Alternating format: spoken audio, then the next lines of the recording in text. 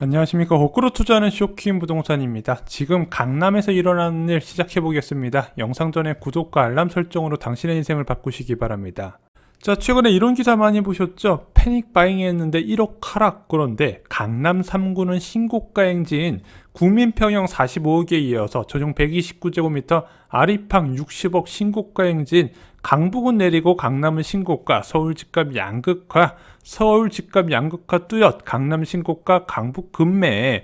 자, 주로 강북구, 노원구, 금천구, 구로구 등의 중저가 아파트 밀집 지역은 침체되고 강남 상구는 여전히 상승 흐름이라는 기사죠. 자, 저희가 예전부터 부동산 가격이 실감나게 하락하기 위해서는 가장 꼭대기에 있는 강남 지역부터 하락해야 된다 말씀드렸습니다. 그래서 매주 신세 분석해 드릴 때 주로 강남 상구에 있는 아파트가 많은 이유가 바로 여기에 있어요. 자, 왜냐면은 강남 지역부터 많이 떨어지잖아요. 그럼 수도권 전체적으로 매수세가 위축이 될 수밖에 없습니다. 야, 지금 강남 지역에서 1억씩 떨어지고 있는데 이 지역 집 사야 돼? 못 사죠. 그래서 강남이나 서초 아파트 시세가 수도권 주택가격 상승 기대감에 큰 역할을 차지하기 때문에 이 지역부터 떨어져야 무엇인가 수도권 아파트에 의미 있는 하락을 기대할 수 있다는 거예요. 자, 현재 서울 지역 양극화 현상, 부동산 전문가는 이렇게 해석을 해요. 자, 실수요자는요, 본인 자금에다가 주택담보대출과 신용대출 포함해서 주택을 매수하잖아요. 근데 최근에 대출금리가 정말로 많이 뛰었거든요. 자, 그러다 보니까 이자 부담 증가에 매수자를 못 찾고 있다는 겁니다. 자, 그런데 강남 지역은 거의 70에서 80%가 투자자거든요.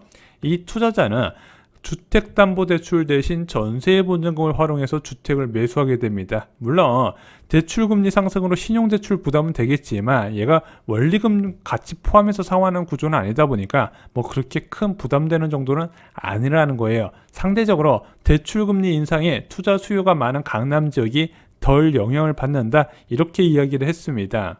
자, 그럼 강남 불패는 계속 이어지는 건가? 궁금하시죠? 저는 개인적으로 강남 지역이 하락하기 위해서는 세 가지 조건이 필요하다고 생각합니다. 그래서 오늘 영상을 보시면은 지금 신고가 찍어준 사람이 바보라는 것을 알게 되실 거예요. 자, 첫 번째는요, 전세 가격 하락입니다. 아까 실수요자는요, 대출 금리에 민감하다 말씀을 드렸어요. 자, 그런데 투자 수요, 투자자 같은 경우는요, 대출 금리보다는 전세 가격이 더 민감하게 됩니다. 왜? 가장 큰 비중을 차지하는 게 바로 이 투자 자금에서 전세 보증금이기 때문이죠. 그래서 현재 전세 가격이 강남 집값의 중요한 이유는 간단합니다. 대표적으로 강남 지역의 한 신축 아파트를 볼게요. 27억 8천만 원이나 합니다. 자, 이 15억 이상 대출 한 푼도 안 되는 거 누가 사나 싶은데 투자 목적으로 접근할 때는 수요자가 많겠구나 생각할 수 있어요. 왜? 이 아파트의 전세 가격이 15억입니다. 그러면은 지금 매수 비용까지 감안했을 때 한 13억 5천 정도면 매수가 가능한데 경기도 지역 주택 처분한 무주택자가 갭 투자로 접근 가능한 금액이라는 거예요. 그러면은 이 수요를 줄이려면요, 매매값의 54%를 차지하는 전세 가격이 하락해야 된다는 겁니다. 그런데 이 전세 가격이 앞으로 어떻게 될까요? 심상치가 않습니다. 지금 매물이 점점 많이 쌓여가고 있는 상황이고요. 앞으로 전망도 안 좋습니다. 앞으로 이 전망은요, 두 번째 요소를 체크했을 때 아마 이해가 되실 거예요. 자, 두 번째 요소 살펴보겠습니다. 바로 예금금리의 상승입니다. 아까 부동산 시장에서 대출금리는 수요자한테 영향을 준다 말씀드렸어요. 그럼 부동산 시장에 매물을 공급하는 공급자는 어떤 금리에 영향을 받냐? 바로 예금금리에 밀접하게 연관이 되어 있다는 겁니다. 그래서 현재 부동산 시장은 단기간에 급등한 대출금리에 따른 수요 급감에 따른 부동산 침체예요. 자, 그런데 매물이 많다 적다 그렇게 많지는 않아요. 그래서 실질금리 마이너스에 따른 공급 감소가 지속이 되고 있다는 겁니다. 자, 여러분도 아시겠지만 기준금리가 2번이나 올랐습니다. 단기간 내에 연속해서 올랐어요. 하지만 여전히 초저금리라는 겁니다. 자, 이번에 금융당국에서 강하게 압박해서 기준금리 인상 이후에 예금금리가 빠르게 올라갔죠. 그렇게 빠르게 올라가봤자 1.4, 1.5% 정도 된다는 겁니다. 이 정도 예금금리로는요, 전세나 매매 시장의 매물 증가 효과를 부르기가 어려워요. 자, 그냥 쉽게 생각하시면 이래요. 20억, 30억짜리 집 갖고 있는 사람이 자, 이 1.4%의 예금금리를 받기 위해서 집을 처분한다? 그런 사람은 없다는 거죠. 그래서 지금 시장에 나온 매물들은요, 갈아타는 공급자가 내놓은 매물이 급매로 전환되면서 가격이 하락하는 케이스예요. 자, 그러면은 이 갈아타는 공급자가 강남 지역에 많을까요? 아니면 중저가 아파트가 많은 지역에 많을까요?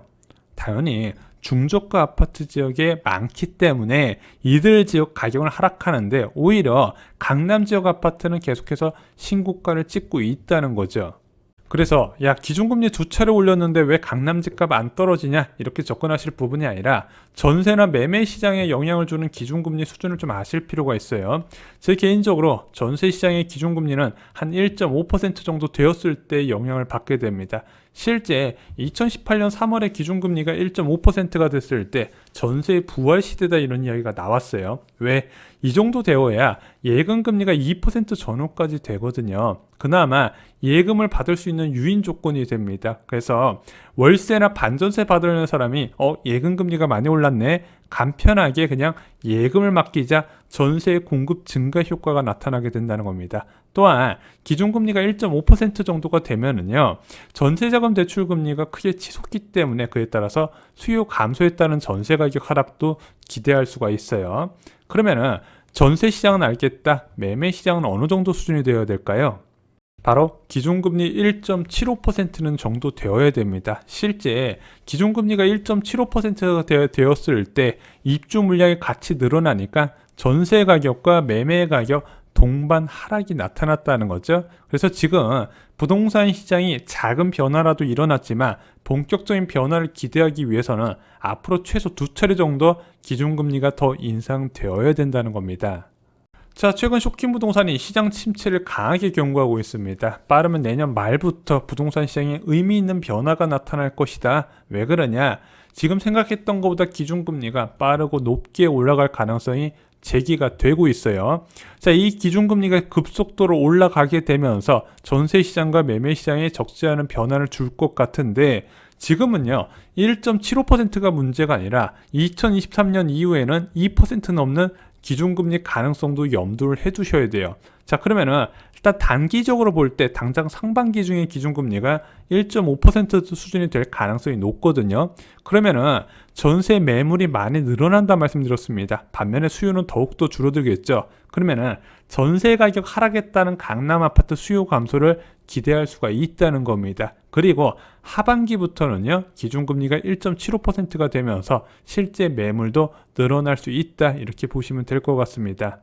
자, 세 번째, 또 강남 아파트에 중요한 영향을 주는 요소죠. 바로 재건축 아파트 가격입니다. 이게 하락을 해야 강남에 의미 있는 하락을 기대할 수 있어요. 왜냐면은 강남 재건축이 오르잖아요. 절대 얘만 단독적으로 오르지 않습니다. 신축 아파트에도 영향을 주게 되고요, 수도권 전역으로 그 영향력이 시간차를 두고 퍼져나가게 되어 있습니다. 근데 지금 강남 재건축 아파트가 어떨 것 같으세요? 굉장히 높은 수준을 유지하고 있습니다. 실제 거래도 속속되고 있어요. 그리고 재건축 아파트 속도가 가속될 거란 기대감에 재건축 아파트 여기저기서 신고가 행진이 이어지고 있는 상황입니다. 거래가 많지는 않은데 계속 거래가 붙고 신고가가 붙고 있다는 게 문제예요. 자, 왜 이렇게 재건축 아파트 가격이 들썩거리냐? 신속 통합 기획에 따른 빠른 사업 추진 기대감이 붙고 있거든요. 야, 이거 재개발만 하는 거 아니었어요? 재건축도 접수를 받고 있습니다. 이미 9개 단지가 접수를 했어요. 송파 장미 1차, 2차, 3차, 여의도 시범 아파트, 대치도 미도 아파트, 굵직굵직한 재건축 아파트 단지들이 많이 신청을 했습니다. 압구정동에 위치한 재건축 기대감 있는 아파트 단지들도 신청할 거라는 이야기가 나오고 있어요. 자, 이 신속 통합 기획하면 뭐가 좋냐? 먼저 통합 인허가를 빠르게 진행해서 사업 기간이 단축될 것이고요, 각종 편의가 제공이 된다고 합니다. 그 전에 이제 박원서울시장 같은 경우는 아예 재건축 자체 진행을 못하게 막아놨었는데 그 부분의 상당 부분 해소될 수 있다는 거죠. 자, 이게 무조건 막는다고 좋은 일은 아닌 건 맞아요. 근데 이게 항상 딜레마가 있습니다. 왜냐? 과열을 부른다는 거죠. 재건축 공급 증가 효과는 10년 뒤에요. 10년 뒤도 빨리 잡은 거예요. 15년 뒤를 봐야 되는데 시장 불안은 당장 나타난다는 거죠. 또한 이런 규제 완화를 통한 시장 불안 플러스 얘네들이 이주할 때 또 문제가 돼요. 고층 재건축 아파트 이주하는 거하고요, 저층 재건축 아파트 이주하는 거하고 전세 시장에 미치는 영향이 굉장히 다릅니다. 그래서 원래 이런 재건축 규제 완화를 하기 위해서는 강력한 투기 억제책이 동반돼야 되는데, 원래 서울시에서는 조합원 지위 양도 시기를 조합 설립 인가 시점에서 구역 지정 시점으로 당긴다 뭐 이런 이야기가 있었는데, 이게 또 흐지부지가 돼버렸어요. 자, 신고가 행진으로 극히 불안한 상승을 이어가고 있는 재건축, 저는 개인적으로 말씀드릴 수 있을 것 같아요. 극히 조심을 하셔야 됩니다. 왜냐면은 이 재건축 사업이라는 거는 목돈을 투자해서 장기간 사업 이후 새로운 아파트를 분양받는 거잖아요. 자, 그런데 이런 장기간 동안 목돈을 묻어두는 거 결국에는 기준금리 인상에 절대 자유로울 수가 없다는 거죠. 현재 규제나 사업성 분석 없이 너무 급등한 상황입니다.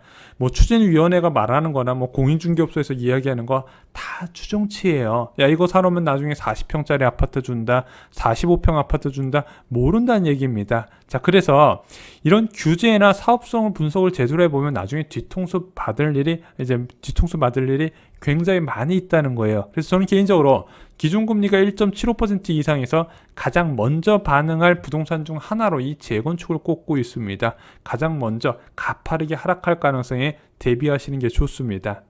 자, 지금 강남 아파트에서 일어나고 있는 신고가의 행진, 이렇게 바라보시기 바랍니다. 길어야 6개월 정도 남았구나. 자, 아파트 시장 같은 경우는요, 이제 기준금리 인상 가능성만으로 변하지는 않습니다. 실제 기준금리가 변하고 나서 시차를 두고 나서 크게 반응하는 결과가 나타나는데, 그 반응이 적어도 2022년 말부터는 시작이 될 것이다. 그러면은 지금 사는 사람들이 굉장히 위험해질 수 있다는 거죠. 자, 10년 전에도 이런 일이 있었습니다. 똑같은 상황이었죠. 그리고 나서 지속적으로 금리 인상이 있었고 대세의 부동산 하락기를 불렀습니다. 문제는 이때보다 훨씬 더 위험하다는 거죠. 그래서 이런 대변화를 앞두고 과거의 사례를 통해서 공부를 해두시면 다가온 변화에서 오히려 기회를 잡을 수가 있습니다. 쇼킹 부동산원 아파트 교과서에 보시면 과거의 사례가 자세하게 나와 있습니다. 이상으로 영상 마치겠습니다. 좋아요, 구독, 공유 꼭 부탁드립니다. 감사합니다.